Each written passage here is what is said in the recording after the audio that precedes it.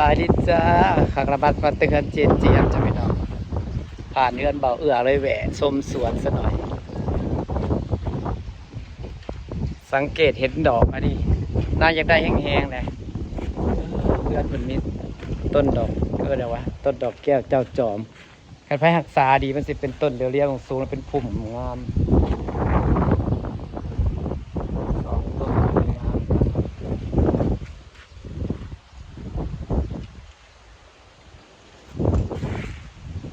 ได้พอคันคนดูแลดีต้นมันเสือสูงขึ้นแล้วกันเห็ดเป็นลำสูงแล้วเห็ดเป็นพุ่มใหญ่งามเจ้าดอกไม้เพิ่นกำลังบานจ้า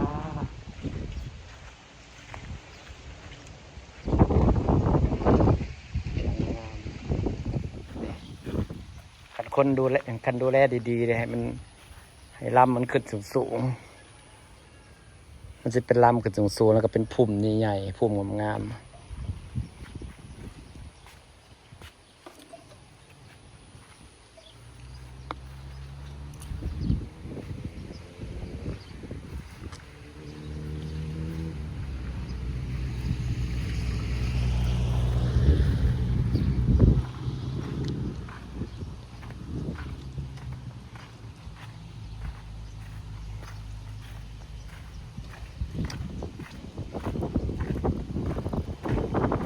สีดาวหนาวทำอะไรคะ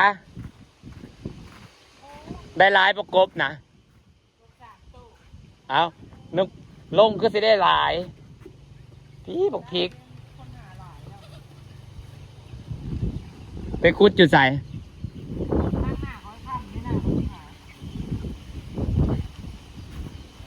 โปรดพักกันดูเนาะพอได้หาเงินใส่บ่ได้พอได้แล้วเฮือนกับจนสิแล้วพอแห้งก็ว่าได้ข้าวสิขึ้นเฮือนบ่ขึ้นเดือนใดเฮ้ย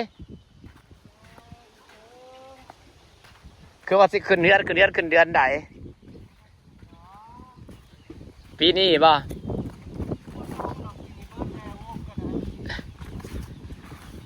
สิแล้วพอแห้งเลยจังหน่อยก็ได้อยู่แล้ว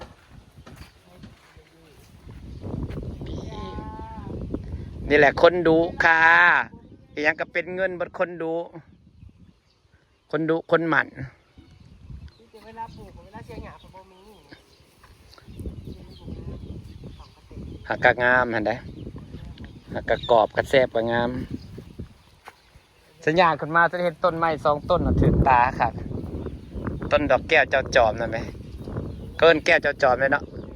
ที่มันสิเป็นต้นแล้วจะเป็นต้นเป็นเหี้ยวขึ้นแล้วมันจะเป็นพุ่มงามนะแม่นตะวะฉันมากฉันอยากได้แพงนะ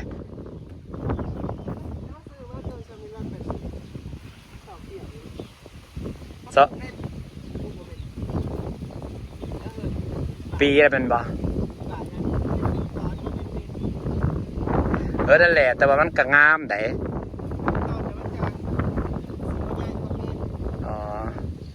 แต่มันกัน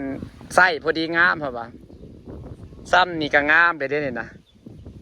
ไส้เขาขายต้นถ่วมหัวเป็นพุ่มงามพอดีถ่วมหัวแล้วต้นละ1,500-2,000อะไรเอาต้นไม้พวกนี้มาเลี้ยงขายจะมาได้เงินมาจังเนาะก็แล้วบ้านเขาบักตกแต่ง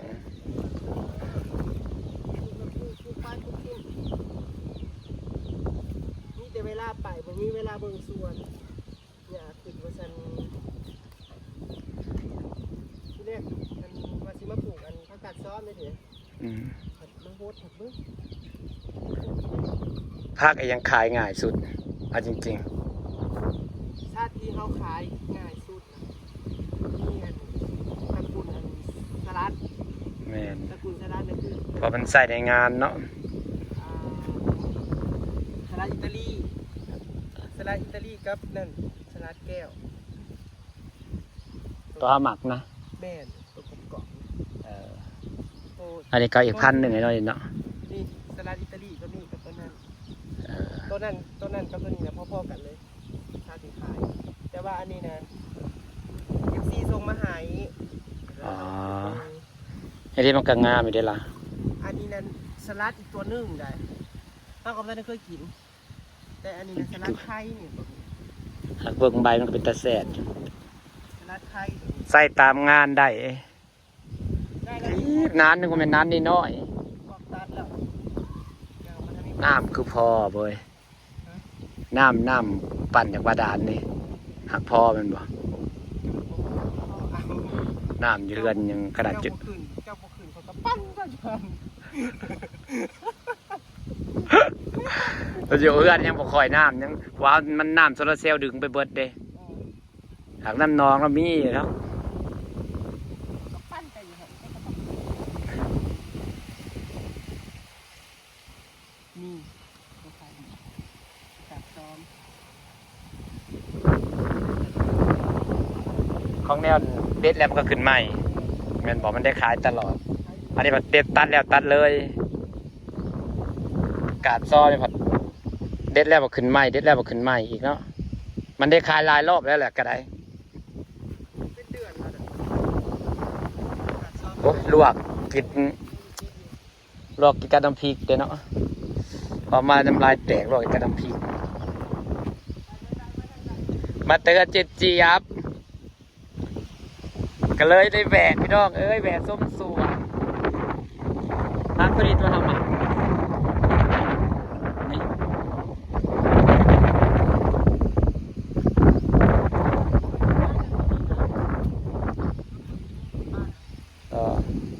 หวานได้ไงพักยังเฮ้ยนี่นะกะหน้าบ่นี่นะ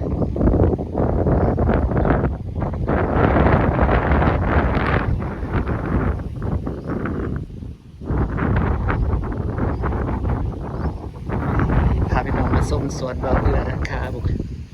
นานได้แหวนที่ตอนนี้พี่กระลำกับกำลังงาม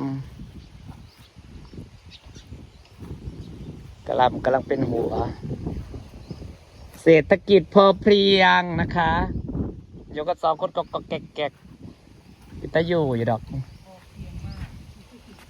พอเพียงแต่ไม่เพียงพอ ไม่เพียงพอ พอเพียงแต่ไม่เพียงพอ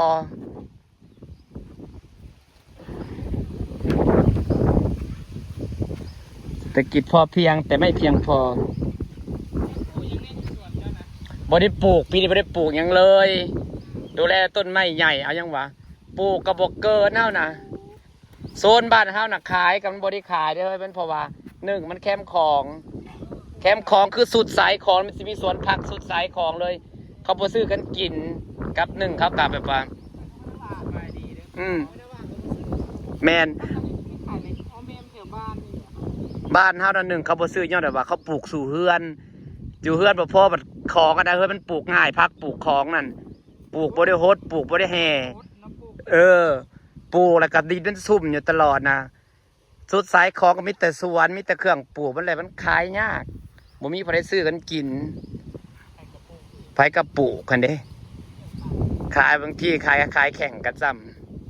ำเฮาน่ะบ่พอจะได้ขายแล้วขายบ่เก่ง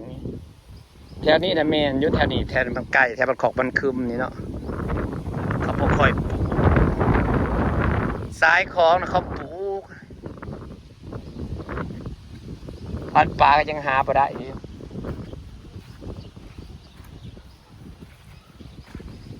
หนานี่วัดสิลงจะ2,000พอลงปลาไว้เลี้ยงไปกิน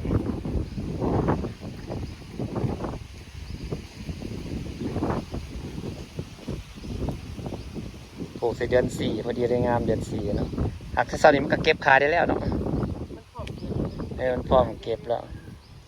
เพราะว่าคันใหญ่ตัวนี้แล้วก็สิบ่แซ่บเพื่อนนี่จะแก่เลยได้หันเนาะนะขึ้นเลี้ยวเลย มันนาค่ำนี่แต่ซีลูกของเป็ดอยู่แล้วนี่ บุญนาคำไอ้วันที่เท่าไหร่ ที่ซี บุญนาคำวันที่10ป้าวิตาบุญนาวักคำ17นาคำ10ปะนีนนาไวไฮนะเท่าซี่บ่ แล้วหายแล้วเจ้าซี ซอดีเดือนนี่มีตาบุญโซนนี่เบิดสร้างดอกเฮาสิบ่ตูดเอาดอกเฮานะมีบ่อนตูดอยู่ พุ่นหน้า6ค่ำนี่ไปหาตูดอำมาลาเอา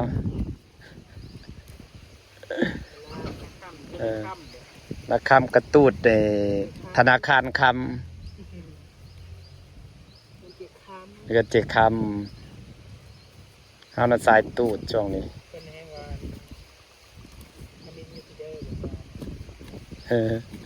ก็จะต่อไปตัวก็สิเป็นคนบ้านนาคำไปได้เฮ้ย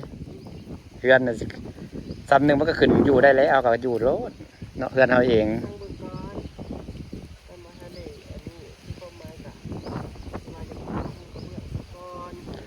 แม่น ภาษีว่าง่ายๆคือข้างในนะเอาภายในก่อนก็คือ แม่น ดูเรื่องภาษีก่อนเพราะว่าอันเอียงก็คือมันจะบ่ยาก ปัดยากยามสิเฮ็ดหยังง่อ่ะายนั่นง่ายนี่ แม่นคือว่าเข้ากับคือสิจะลงมาอยู่ง่ายหรอกว่าเงินตัวเขาคอยเฮ็ดไป นะพอพร้าวก็ซ่าเฮ็ดมีสระก็เฮ็ดซ้ำนั่นนะมันหักสิแล้วเฮ้ยมันนี่กันนี้มันก็สิแล้วพอแห้งเลยมันเห็นเป็นรูปเป็นร่างพอแห้งเลยบัดฮอดมือขึ้นพุ่นแหละแต่สิมีความสุขแกสิฮู้ว่าการมีเงินของเจ้าของมันมีความสุขส่ำใดโคตรมีความสุขก็ได้มีเงินของเจ้าของนะมันเป็นของเฮาเด้แมนมันเห็ดมันบอกคือกันเฮาเด้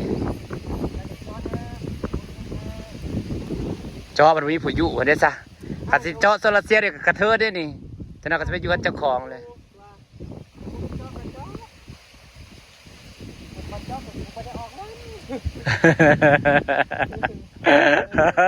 ก็เป็นครอบเขาแหละบัดนี้จอบัดเจ้าของย้ายไปอยู่กับเจ้าของอีกก็กระเทิดอีกแล้วเนาะมันก็กระเทิดอีกแล้ว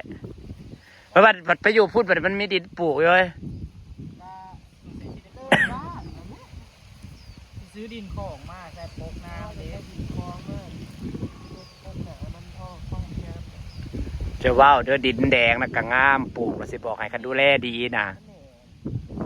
มันหักแหงหักดินอันคูนนี่แหละแห่งกะงามแล้วเขาดูแลดีนะ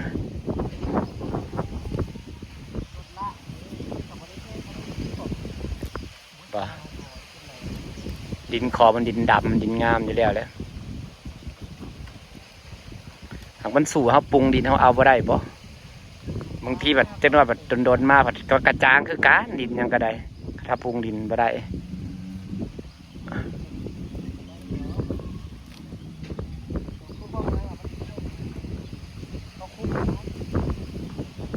อยู่แล้วเรื่องแข็งนะแห่งดินแจกด้วยแห่งแข็งและ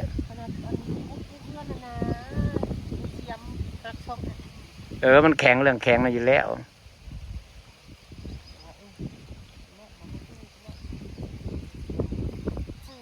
ยักได้มักซีดามาลงข้างบนย่ำเลยน้ำฝนมักซีดาสีม่วงๆนะข้าเจ้าว่าปลูกดีพันนี้ก็สีมันจะออกสีม่วงๆนะไหมฮะ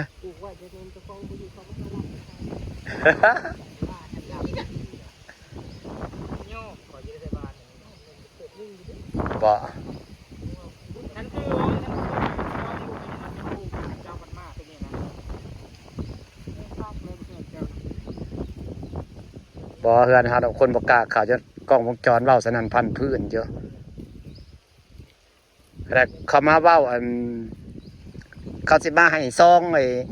งานดองมาเว้าไปงานดองงานยังเขายังบ่เคยกล้าเข้ามาก็ดีคือกันฉันก็บ่ได้ไปใส่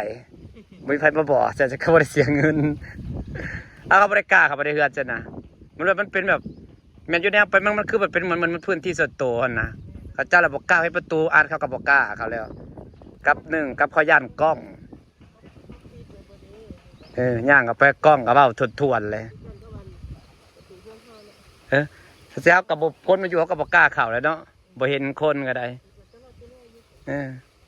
มันเป็นพื้นที่ส่วนตัวเลยเด้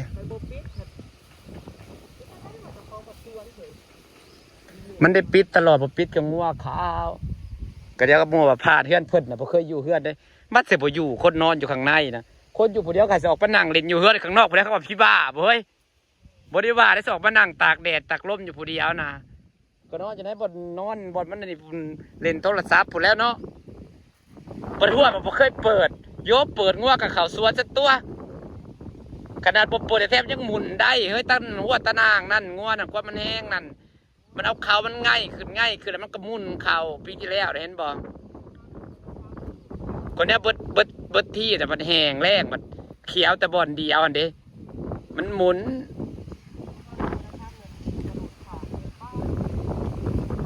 เป็นเก็บมาได้กิน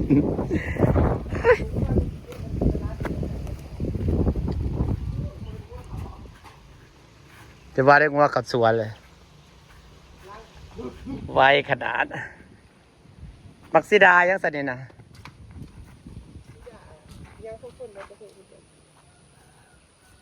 เจ้าของเพื่อนอยู่ใส่น้ำเสื้อเจ้าของเพื่อนอยู่ใส่ยังจะอ่านดิกินลูกงานบ่ยักษ์สิเอาไปเก็บอันไข่เก็บให้ไปกิน